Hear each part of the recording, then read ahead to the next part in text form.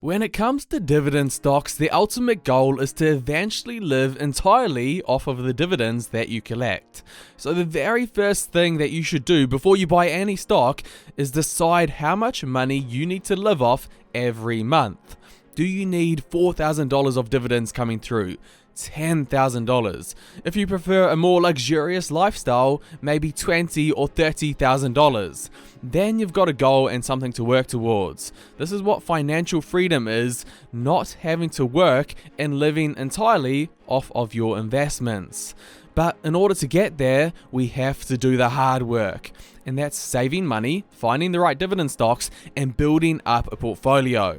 So the very first question that you might ask is, how do I actually buy a dividend stock? This is very easy. You need to sign up to a broker. A broker is simply a platform / a company that allows you to buy stocks. So if you're in the USA and you're new, start with something cheap like Robinhood or M1 Finance. If you're in Canada, Questrade is a good place to start. Or Australia, Stake or simply a bank can be a good, safe option to go with. So start by finding a cheap but safe and secure broker to begin with.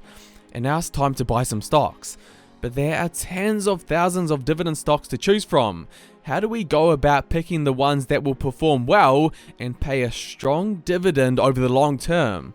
This is where it gets into the fun stuff. There are 7 key things that every dividend investor should go through before buying a stock. First thing to look at is the dividend yield, because if you're not getting paid a high enough dividend, it's probably not worth having it in your portfolio. So the dividend yield is simply the price of the stock divided by the dividend. For example, McDonald's stock price is $234. Its dividend per year is $5.16. Hence, its dividend yield is 2.2%. AbbVie, the pharmaceutical company, has a price of $115. Its dividend is $5.20. $5.20 divided by 115 is 4.5%. Now, the average dividend yield in the USA is sitting at 1.37%, so you really want something that is higher than the average when picking out a stock. Next, take a look at the payout ratio, because the dividend yield may be great, but they may be paying out all of their earnings as dividends and leaving none left in the business. You see, what happens is a business earns money, right? That's what it's supposed to do. With these earnings, they can either choose to reinvest it in the business or pay it out as earnings. 2 options. If they pay 30% as dividends and leave 70% in the business, then the payout ratio will be 30%. If they pay 80% as dividends and reinvest 20% in the business, then the payout ratio is 80%. You get the point, but it's important that every stock keeps at least some of their earnings in the business so that they can expand and grow. For example, Apple did not pay a dividend for 15 odd years because they used every last penny that they had to reinvest in the business. Then they grew their business into something big and only then started to pay a dividend. You don't want a stock that pays all of their earnings as a dividend because it's a sign that they're not expanding and could be on the decline. So find a balance with the payout ratio. After that, you want to take a look at the stock's dividend history. Just like if you get into a relationship with someone, you want to take a sneak peek at their history. Or perhaps a better example, if you hire someone for a job, you want to see how they've performed in the past. It's the same with dividends. And it's pretty simple to find out a stock's dividend history. All you have to do is type in the stock you're looking at. We'll use McDonald's again because everyone knows McDonald's. And then type in dividend history macro trends. Okay, click on the first website that comes up and we want to scroll down until we see dividend payout. What we're looking for is for them to have consistently increased dividend payouts over time. This shows that they are reliable. And McDonald's, they've been reasonably good with this. Ever since 2001, they have increased their dividend payouts apart from once in 2008 where they cut their dividend. This was due to the recession. Since then, it's increased from $1.12 to over $5. If you're happy with the dividend yield, if you're happy with the payout ratio and the history, it's time to look at the stock's business model. What Warren Buffett recommends is you buy a company with a competitive advantage over other companies. For example, he bought Apple stock 5 or so years back. This is known for being a high quality brand, better than most other computers and phones.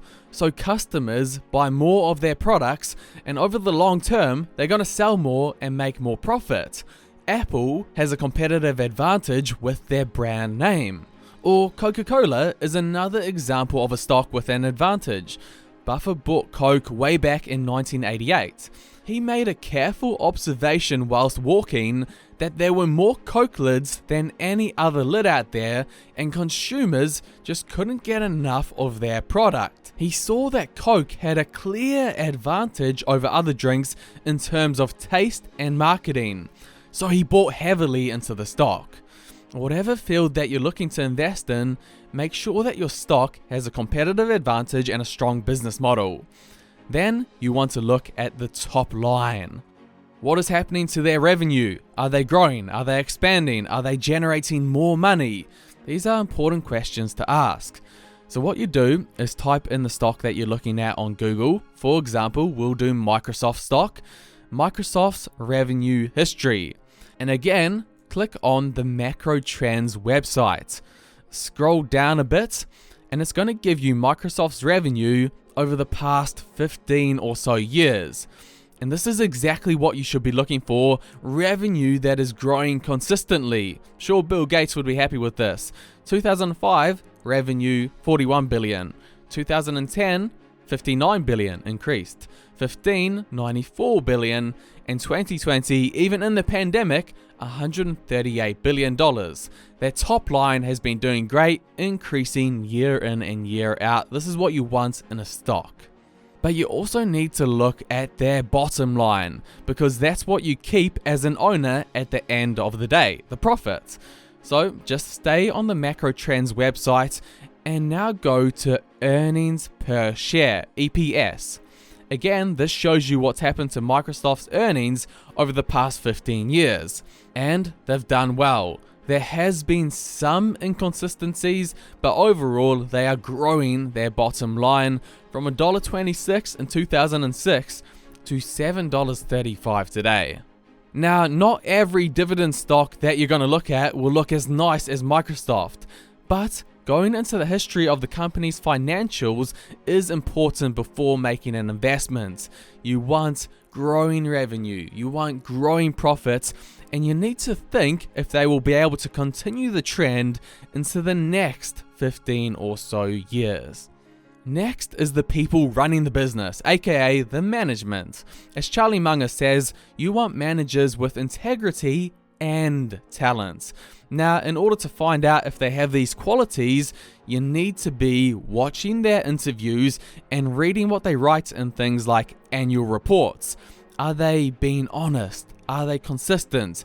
Do they know their business inside out? It's good to read and watch as much as you can about them so you can get a feel if you want them managing your business. Because remember, a stock is part of a business, and if you buy a stock, you are a part owner in the business, no matter how small that is.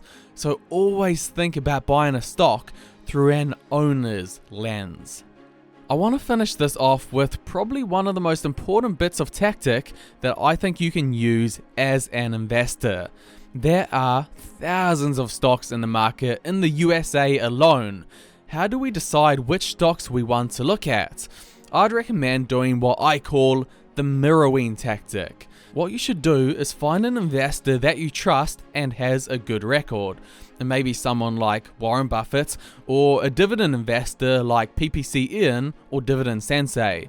Then you want to look at the stocks that they are buying. Go through them and decide which of the stocks you may potentially want to invest in as well. Then go through the 7 key steps and make your decision. This way, every stock that you've bought, you know an expert that you trust has also bought it as well. I honestly don't know why more people don't use this as a tactic. It's so easy and it's so effective. I've been using it for years. But that should give you a good summary on how to begin your dividend investing journey. Honestly, one of the best feelings in the world is when you receive a dividend check in your bank accounts purely as passive income. But you need to make sure you do the hard initial upfront work to begin with, and hopefully one day you'll be able to retire and live completely off of your dividends.